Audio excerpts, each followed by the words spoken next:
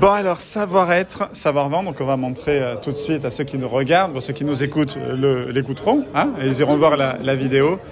Donc parle-nous, alors d'abord de toi, voilà, parce que c'est vrai que tu as un parcours incroyable, on te connaît parce qu'on t'avait vu dans les émissions de Charlie. Ah oui, c'est Mais vrai. alors, moi tous les dimanches matins, mon lit, petit café, le petit-déj, et je vous regardais. Voilà. Alors On passait les dimanches ensemble, et exact. je ne savais pas. Exactement. Eh bien, je suis ravie. Alors, justement, parlons un petit peu, on va se tutoyer. Bien sûr. Parlons un peu de toi, Ok. de tout ton grand parcours. Voilà. Donc, Laetitia Azio, tu t'es pas trompée sur la marchandise, c'est bien moi, avec les yeux bridés, qui viennent de la Chine. Voilà, donc moi je suis née en Chine, je suis arrivée à Toulouse à l'âge de 11 ans, donc à Toulouse même, donc je dis même pas la France, je dis Toulouse. Voilà, je suis une Toulousaine pure, j'ai appris le français ici, et ce qui me caractérise, ben, c'est cette double culture, ben, complètement aux antipodes les uns de les autres, et j'ai appris vraiment une façon d'être qui est différente en fait, à la fois mélangeant l'Occident et l'Orient, et voilà, c'est ce qui me caractérise, ce mélange qu'on ne sépare pas. Et ensuite, ben, j'ai toujours voulu être dans le commerce parce que c'est ma passion, c'est dans mon ADN. J'ai eu la chance de travailler pour Airbus dans la vente des avions, aussi bien des avions commerciaux que des avions privés. J'ai travaillé aussi en finance pour une banque chinoise très connue, mais toujours dans le secteur aéronautique. Tout ça entre la France, Singapour et la Chine. Donc qu'est-ce qui me caractérise le mieux? Je pense que j'ai vendu un des plus petits objets au monde, c'est-à-dire à 14 ans, Ouais. je vendais des nems pour mes parents. Ouais.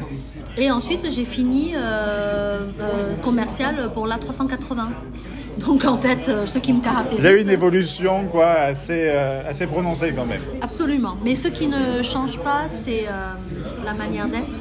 Et j'ai remarqué que peu importe qu'est-ce qu'on vend, en fait, c'est le commercial avant tout, parce qu'on a une valeur ajoutée en fait dans la valeur perçue.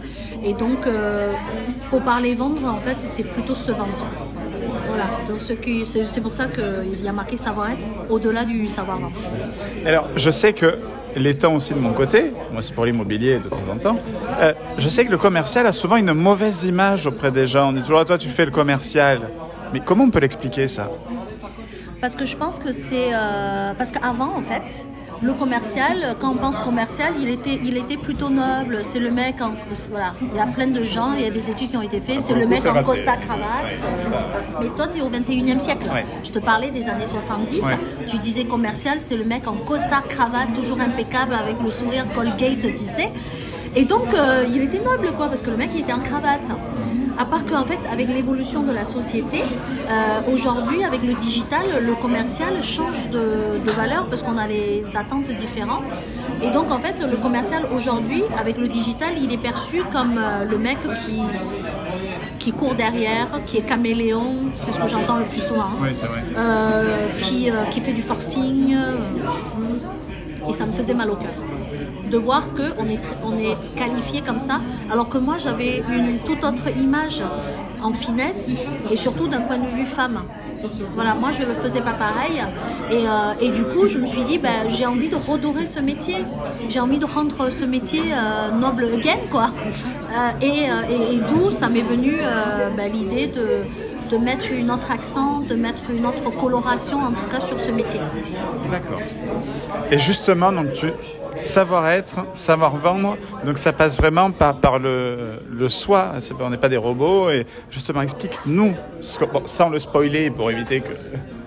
ce qu'on va retrouver justement dans ce livre, que je vais remontrer d'ailleurs, après on va l'afficher tout le long de la vidéo. Ok. Déjà, le commercial, je pense que c'est un des plus vieux métiers au monde.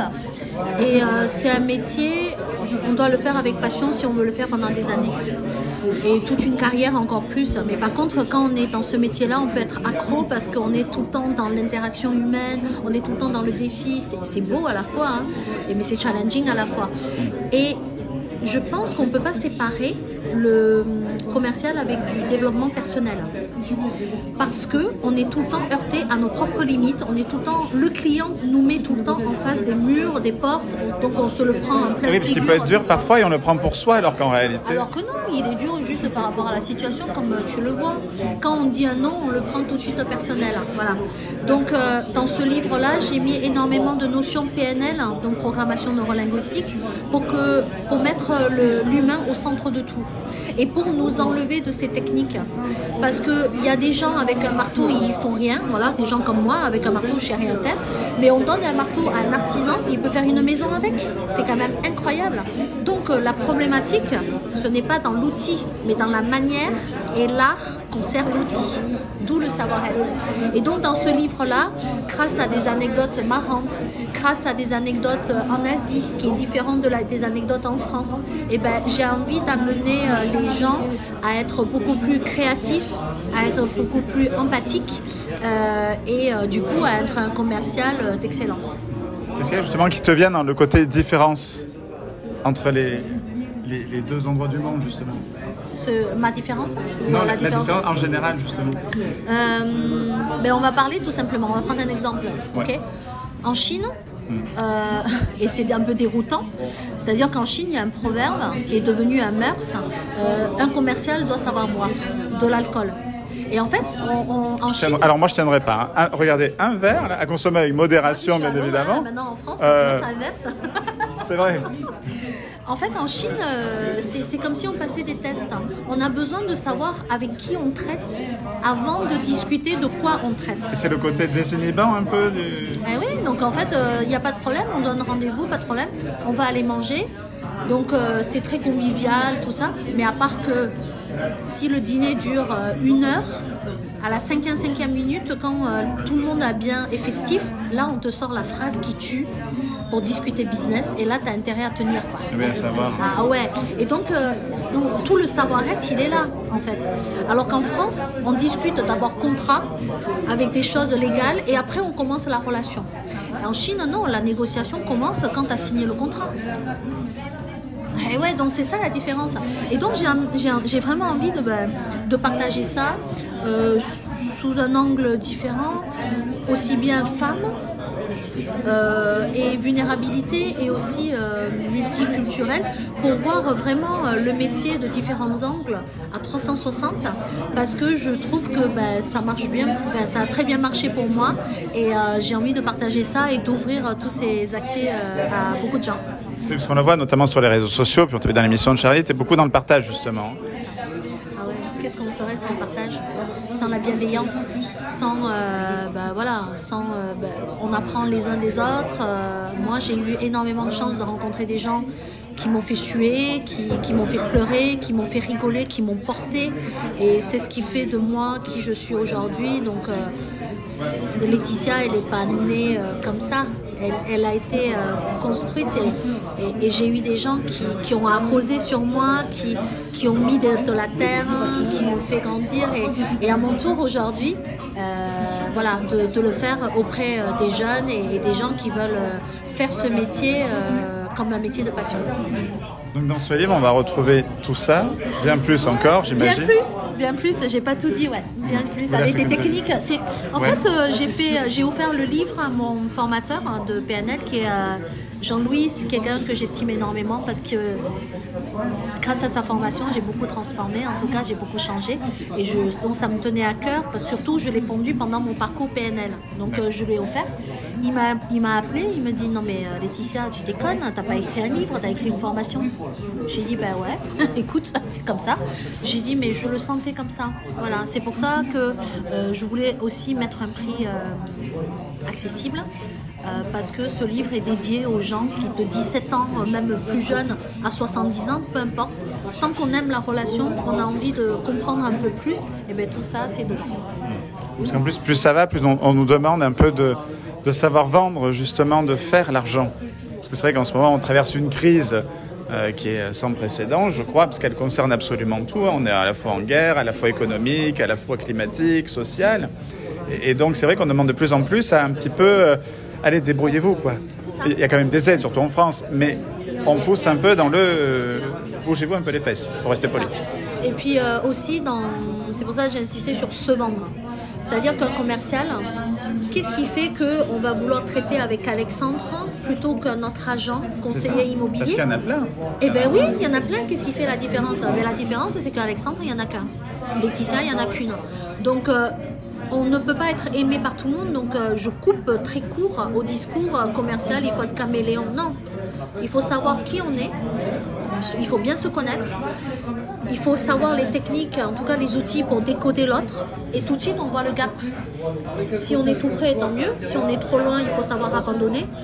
Et apporter cette valeur. Si on n'a aucune valeur dans une relation commerciale, il faut souhaiter bonne chance à l'autre et partir. Et donc, je ne suis pas quelqu'un qui aime faire du forcing, etc. Et ça va se sentir dans le livre. Voilà. Et des projets après le livre? Je suis en projet tout le temps.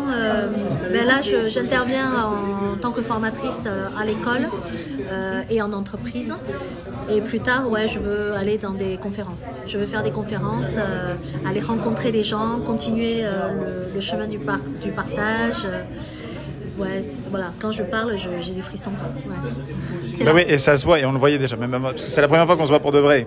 Hein, je regardais les émissions, et c'est vrai que déjà on le ressentait, ça, ce côté partage, ce côté bienveillant, surtout. Merci. Voilà, justement, quand vous pensez aux commerciaux, voilà. Pensez plutôt à Laetitia, parce que c'est vrai que c'est voilà. Et à Alexandre. Moi, c'est en plus. Mais voilà, c'est vrai que c'est ce côté-là qui est important. Ouais, et qu'on retrouvera là-dedans, qu'on retrouvera dans les conférences, dans les cours, dans les formations. Donc n'hésitez pas. C'est ça. On le retrouve où, le livre? Sur Amazon. Ouais. Il est en auto-édition, c'est voulu de ma part parce que voilà, l'auto-édition, on a moins de contraintes. Et j'ai vraiment voulu faire ce livre comme je l'entends et pas comme les règles qu'on m'aurait données. Donc c'est en vente sur la plateforme Amazon. Et en plus, tu prouves que tu es totalement libre et donc tu parles sans limite, quoi. C'est ça. Et la liberté, c'est ce qui me nourrit vraiment. C'est important pour un commercial.